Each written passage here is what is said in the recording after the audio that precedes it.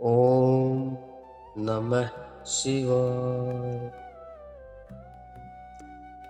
मैं नमन करता हूँ उस परम चेतना को जो स्वप्रकाश है, आनंद स्वरूप है और जिसका नाम है भगवान शिव। आज हम शिव सूत्र के प्रारंभ से जुड़ने जा रहे हैं। वह रहस्य जो शिव ने कहा और जिसमें शिव का पूरा सार छिपा है। ये सूत्र केवल शब्द नहीं है, ये भीतर की यात्रा के द्वार है जो आपको अपने जीवन में सरल स्वभाव तरीके से जिंदगी जीना व्यतीत करना बहुत ही सरल हो जाएगा। तो आइए पूरे मन से पूरे प्रेम से इस दिव्य आरंभ को सुने और अपने भीतर उतारे। ओम स्वप्रकाश आनंदम स्वरूप भगवान शिव को नमन। अब शिव सूत्र प्रारंभ करते हैं। चैतन्य आत्मा है, यानी जो सचमुच मैं हूं वह शरीर या मन नहीं बल्कि सचेतना है, जागरूक आत्मा है। जब आदमी कहता है कि मैं जानता हूं, वहीं से बंधन शुरू हो जाता है, क्योंकि जानने से अहंकार आता है और अहंकार ही बंधन है। योनि वर्ग और कला शरीर है। यह सब जो सर्जन और क्रिया की बातें हैं, ये शरीर से जुड़ी है, आत्मा से नहीं। उद्यम ही भैरव है। जब हमारे भीतर जागृति, सजगता और प्रयास की ज्वाला जलती है, वही भैरव है, वही शिव है। शक्ति चक्र के संसाधन से विश्व का संहार हो जाता है। जब साधक अपनी शक्ति को भीतर केंद्रित कर लेता है तो वह संसार के भ्रम से मुक्त हो जाता है। जीवन के सत्य को खोजने के दो मार्ग हैं, एक पुरुष का मार्ग और एक स्त्री का मार्ग। पुरुष का मार्ग है आक्रमण, संघर्ष और छीनने का, और स्त्री का मार्ग है समर्पण, प्रेम और विनम्रता। विज्ञान पुरुष का मार्ग है, क्योंकि वह तोड़ फोड़ से, जांच पड़ताल से सत्य को जानना चाहता है। ठीक उसी तरह धर्म स्त्री का मार्ग है, क्योंकि वह झुककर प्रेम से, प्रार्थना से सत्य को अनुभव करना चाहती है। इसलिए भारत और पूर्व के सभी शास्त्र नमन से शुरू होते हैं। शुरुआत में नमस्कार होता है। वह नमन कोई औपचारिक परंपरा नहीं है, वह यह बताता है कि सत्य का मार्ग समर्पण का मार्ग है। जो अहंकारी है, जो सोचते हैं कि सत्य को जीत लेंगे, जो परमात्मा को भी पाने की चीज समझते हैं, वे हमेशा असफल रहे हैं और असफल ही रहेंगे। क्योंकि सत्य कोई ऐसी चीज नहीं है जिसको हम छीन लेंगे या झपट लेंगे। ऐसे नहीं कर सकते। उसे तो केवल पाया जा सकता है, और वह भी प्रेम और समर्पण से। विज्ञान ने बहुत खोज की, लेकिन आत्मा नहीं मिली। मिट्टी, पत्थर, तत्व सब मिल गए, पर भीतर की रोशनी, आत्मा की झलक नहीं मिली। क्योंकि विज्ञान का तरीका ही गलत है। वह तोड़ता है, विश्लेषण करता है, और जब चीजों को तोड़ते हैं तो उसकी सुंदरता नष्ट हो जाती है बिल्कुल। जैसे कोई फूल बहुत सुंदर है, विज्ञानी उसे तोड़ता है, काटता है और देखता है कि वह किन तत्वों से बना है। वह जब जान लेता है, पर फूल का सौंदर्य, उसकी खुशबू, उसका जीवन कभी नहीं जान पाएगा वो। विज्ञान का यही तरीका प्रकृति के साथ है। वह प्रकृति पर हमला करता है, उसे जीतना चाहता है। परमात्मा को ऐसे नहीं पाया जा सकता। अगर कोई आदमी परमात्मा को भी छीनने निकले तो वह ऐसे ही जैसे कोई किसी स्त्री पर जबरदस्ती करे। सेम बिल्कुल वही बात है। शरीर मिल सकता है पर आत्मा नहीं मिल सकती। प्रेम जबरदस्ती से नहीं मिलता, वह तो विनम्रता से, प्रेम से तभी मिल सकता है। इसी तरह जो परमात्मा को आक्रमण से पाना चाहते हैं वह केवल प्रकृति का बाहरी हिस्सा ही पा सकेंगे, लेकिन भीतर का जो दिव्य दृष्टि है, दिव्य दर्शन है, वो कभी नहीं मिल सकता। परमात्मा तक पहुंचने का एक ही रास्ता है, प्रार्थना और प्रतीक्षा। जो झुकता है, जो धैर्य रखता है, जो प्रेम से भरा है, वह धीरे धीरे उस रहस्य तक पहुंच सकता है। अगर तुम जल्दी में हो तो चूक जाओगे, क्योंकि जल्दी का मतलब है अधीरता, और अधीरता ही आक्रमण है। इसलिए साधक का जीवन दो बातों पर टिका है, प्रार्थना और प्रतीक्षा। प्रार्थना से यात्रा शुरू होती है और प्रतीक्षा से यात्रा पूरी हो जाती है।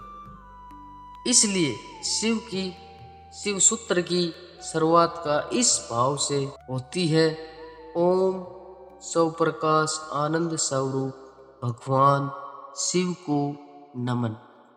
यह पूरा अंश यही कहता है, सत्य को पाने के लिए लड़ो मत, झुको बसाओ। प्रकृति पर अधिकार मत करो, उसे प्रेम से जानो।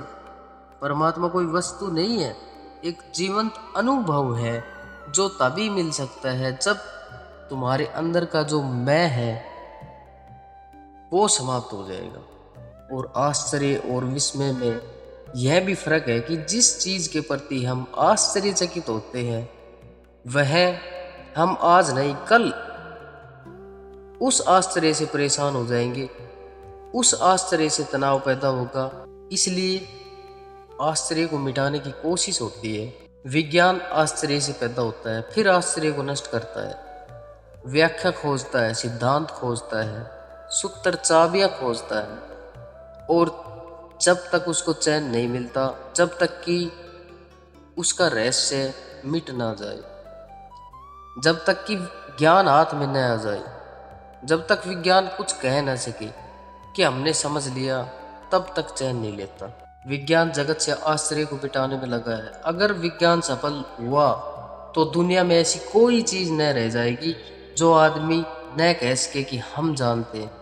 इसका अर्थ हुआ कि जगत में कोई परमात्मा न बचेगा, क्योंकि परमात्मा का अर्थ एक ही होता है कि जिसे हम जान भी ले तो भी दावा न किया जा सके कि हम जानते, जो हमारे जानने के बाद भी जानने को शेष रह जाए, जिसे जान कर भी हम चुकता ना कर पाए, जिसके विस्मय को अंत करने का कोई उपाय नहीं है।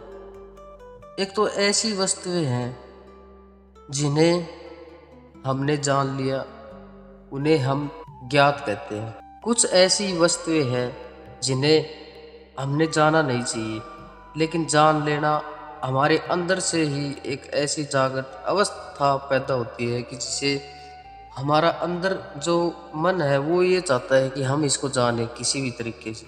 और कुछ ऐसा भी है इस जगत में जिसे हमने जाना भी नहीं है और हम जान भी नहीं पाएंगे, उसे हम अज्ञान कहें या फिर अज्ञेय कहें, क्योंकि परमात्मा अज्ञेय है, उसको कोई नहीं जान सकता। वह तीसरा तत्व है। विज्ञान इसलिए परमात्मा को स्वीकार नहीं करता क्योंकि विज्ञान कहता है कि ऐसा कुछ भी नहीं है जो न जाना जा सके और जो हमने जाना नहीं हो। अभी तक हमारे प्रयास कमजोर है, लेकिन आज नहीं तो कल हम परमात्मा की भी खोज कर लेंगे।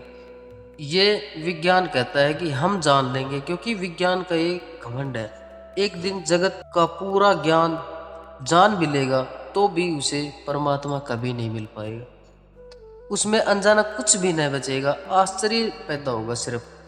और फिर आश्चर्य की हत्या बिल्कुल नॉर्मल सी बात है, फिर किसी को भी आश्चर्य नहीं होगा किसी भी बात पर। इसलिए विज्ञान को मैं पितृघाती कहता हूँ। वह जिससे पैदा होता है, जिसे मिटाने में लगा रहता है। धर्म बिल्कुल विपरीत है। धर्म भी एक आश्चर्य का भाव पैदा होता है, उस आश्चर्य को शिव सूत्र में विस्मय कहा गया है।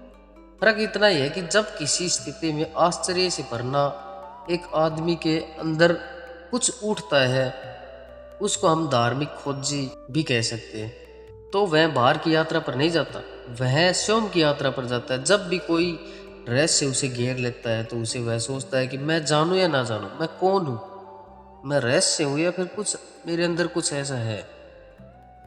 वह एक अंतर्मुखी बन जाता है कि मेरी कोई हेल्प करे या फिर मेरे को कोई बताए कि मैं क्या हूँ क्या नहीं। यात्रा खोज उसके अंदर चलने लग जाती है, पदार्थ की तरफ नहीं, स्वयं की तरफ नहीं, क्योंकि वह सिर्फ दिखावे में जीता है। जो उसको कोई कह देता है कि ठीक इसी तरह ही है, वो उसका एक माता पिता का ज्ञान है, वो उसी के ऊपर चलता है। और दूसरी बात यह भी समझ लेनी जरूरी है कि विस्मय कभी नहीं चुकता। जितना हम जान नहीं पाएंगे उतना ही बढ़ेगा। इसलिए विस्मय एक विरोधाभास है। विस्मय नष्ट होना चाहिए, लेकिन बुद्ध या कृष्ण का या शिव का या जीसस का, उनका विस्मय नष्ट नहीं होता। जिस दिन वे परम ज्ञान को उपलब्ध होते हैं, ठीक उसी दिन उनका विस्मय भी परम होता है। उस विस्मय से, उस दिन से ऐसा नहीं कहते कि हमने सब जान लिया। उस दिन वे ऐसा कहते हैं कि सब जानकर भी, सब जानने का अनुरोध भी जानते हुए भी वह उन सब चीज़ों को छोड़ के पीछे हटता है कि मुझे नहीं जानना कुछ भी। वो सिर्फ और सिर्फ दूसरों पर विश्वास कर लेता है। एक आदमी पक्का मान कर बैठ जाता है कि उसे ईश्वर का पता है। यह बात ही बेहुदी है कि कोई आदमी कहे कि मुझे पक्का पता है। पक्के का मतलब होता है तुम ईश्वर के रहस्य को भी खोज चुके हो, तुमने सब कुछ जान लिया। पक्के का अर्थ होता है कि तुम उसका भी आर पार गुजर चुके हो, उसको भी नाम खोज सब कुछ जान चुके हो। पक्के का अर्थ होता है वह भी माप लिया, वह भी देख लिया जो किसी ने नहीं देखा आज तक। तुमने तौल तले या तराजू सब कुछ चेक कर ली, जांच पड़ताल कर ली, प्रयोगशाला भी कर ली। पक्के का अर्थ होता है कि सब कुछ जान लिया कि ये हकीकत है। और एक दूसरा आदमी है जिसको पक्का पता है कि ईश्वर नहीं है। ये दोनों पागल है और दोनों की बीमारी एक है। एक अपने आप को आस्तिक कहता है और एक अपने आप को नास्तिक कहता है, पर दोनों में जरा भी फर्क नहीं है। गहरे में दोनों की बीमारी एक ही है कि दोनों मानते हैं कि हमें पता है, और दोनों में विवाद खड़ा हो जाता है, दोनों में लड़ाई हो जाती है। ज्ञान से विवाद पैदा होना निश्चित है। जब तुम विस्मय से भरोगे तो तुम्हारे जीवन में एक संवाद आएगा। महावीर के पास कोई जाता नहीं था क्योंकि वह कहता था कि ईश्वर है, तो वे कहते थे कि कोई नास्तिक है, कोई आस्तिक है, मैं किस पर विश्वास करूं। बड़ी कठिन बात हो गई क्योंकि हम चाहेंगे उत्तर साफ दो, हमें क्लियरिटी चाहिए, बस सीधे दो, बिल्कुल, चाहे गलत हो चाहे सही हो, लेकिन साफ चाहिए हमें। और ध्यान रखें यह जगत इतना जटिल है कि यहाँ साफ उत्तर देना, जो भी साफ उत्तर देगा वो गलत होगा। यहाँ जो उत्तर विरोधाभासी नहीं है वह केवल गलत होगा। यहाँ जो उत्तर अपने से विपरीत को भी समा लेता है वही सही होगा, क्योंकि जगत अपने से विपरीत को समाये हुए है। यहाँ जन्म भी है और मृत्यु भी है। यहाँ साफ सुथरा रास्ता नहीं है, यहाँ अंधेरा भी है और प्रकाश भी। यहाँ शुभ भी है, अशुभ भी है। यहाँ दोनों साथ साथ जी रहे हैं। यहाँ पापी भी हैं और पुण्य आत्मा भी है, जो अलग अलग नहीं है, दोनों साथ में ही जी रहे हैं। दोनों एक ही सिक्के के दो पहलू हैं। परमात्मा दोनों को अपने में समाये हुए हैं। अस्तित्व तो बहुत बड़ा है, वह कोई तरक्की कटोरी या कटोरा नहीं है जो बीच में से उसमें छेद है वो अलग हो जाएगा निकल के, क्योंकि वहां दोनों एक दूसरे में मिले हुए हैं। ऐसा नहीं कि यहाँ कोई गलत बात चल रही है, बिल्कुल सेम इसी तरह ही भगवान शिव और जितने भी वो हैं आत्माएं हैं वो अपने आप में एक हैं। बस उनको जानने वाले या ना जानने वाले, उनके अंदर भेदभाव है और कुछ भी नहीं। Thank you.